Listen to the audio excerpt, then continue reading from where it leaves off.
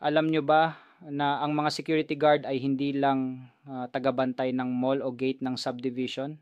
Sa panahon ng kagipitan, lalo na kung sakaling sakupin tayo ng ibang bansa, sila ay tinuturing na force multipliers. Ang ibig sabihin ng force multiplier ay isang grupo o elemento na nagpapalakas o nagdadagdag sa puwersa ng militar o kapulisan. At sa Pilipinas, ang mga security guards ay may mahalagang papel bilang katuwang ng PNP at AFP, Philippine National Police at Armed Forces of the Philippines.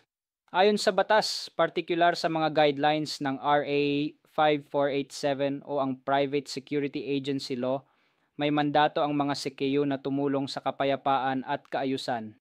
Sa panahon ng giyera o national emergency, maaari silang tawagin para tumulong sa operasyon kasama ang mga sundalo at pulis.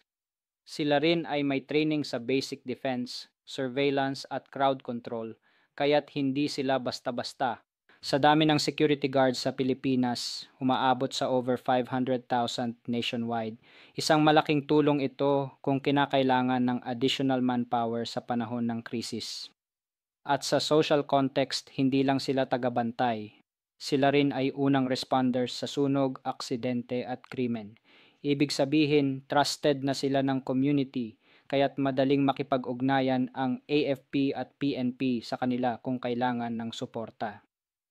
Kaya sa susunod na makakita ka ng security guard, tandaan mo, hindi lang yan simpleng secu. Isa yan sa mga modern day frontliners natin. Sa oras ng panganib, sila ang katuwang ng ating mga sundalo at kapulisan. Tunay na bayani sa likod ng uniforme. Saludo sa ating mga security guards, force multipliers ng bayan. Alam mo ba na ang mga security guard ay isa sa mga tahimik na bayani ng ating lipunan? Madalas natin silang nakikita pero hindi natin lubos na nauunawaan ang bigat ng kanilang papel sa kumpanya, negosyo at maging sa lipunan. Sa isang kumpanya, ang security guard ang unang mukha na sasalubong sa mga empleyado at bisita. Sila ang unang depensa laban sa banta, tulad ng trespassers, magnanakaw o anumang uri ng panganib. Ginagampanan nila ang access control, monitoring ng CCTV at emergency response kung may sunog o sakuna. Ibig sabihin, hindi lang sila tagabantay, kundi bahagi ng risk management ng kumpanya. Sa negosyo naman, mahalaga sila sa proteksyon ng assets at customers.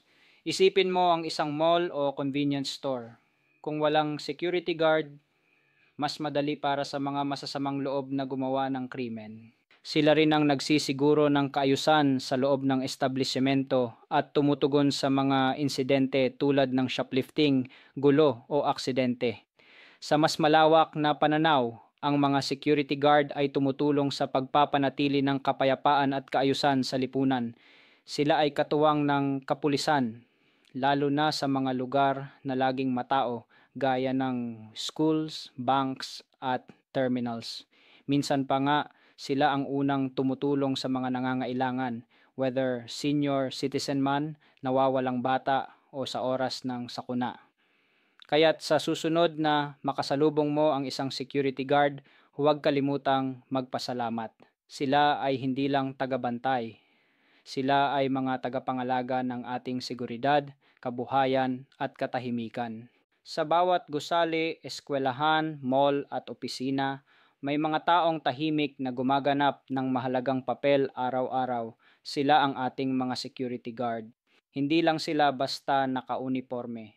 Sila ang unang depensa laban sa peligro at katuwang sa pagpapanatili ng kaayusan at seguridad.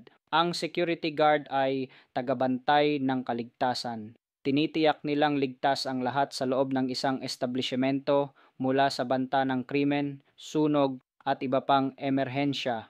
Unang tumutugon sa krisis. Sa panahon ng gulo o sakuna, sila ang unang kumikilos. Alam nila ang tamang protocol para mapanatiling kalmado ang sitwasyon, gabay sa publiko. Kung may naliligaw, nagtatanong, o nangangailangan ng tulong, lagi silang handang umalalay, kagapay ng management. Sila rin ay katuwang ng pamunuan sa pagpapatupad ng mga pulisiya at regulasyon ng kumpanya o establishmento. Mata at tainga ng komunidad. Sa tulong nila, napipigilan ang krimen at natitiyak ang disiplina sa paligid. Hindi madali ang kanilang trabaho. Madalas ay mahaba ang oras, minsan ay delikado, at kadalasan ay hindi napapansin. Pero kung wala sila, mawawala ang katahimikan at katiwasayan na ating tinatamasa. Kaya sa bawat security guard na tapat sa tungkulin, saludo kami sa inyo, security guards, bantay ng bayan, tagapagpanatili ng kapayapaan, management.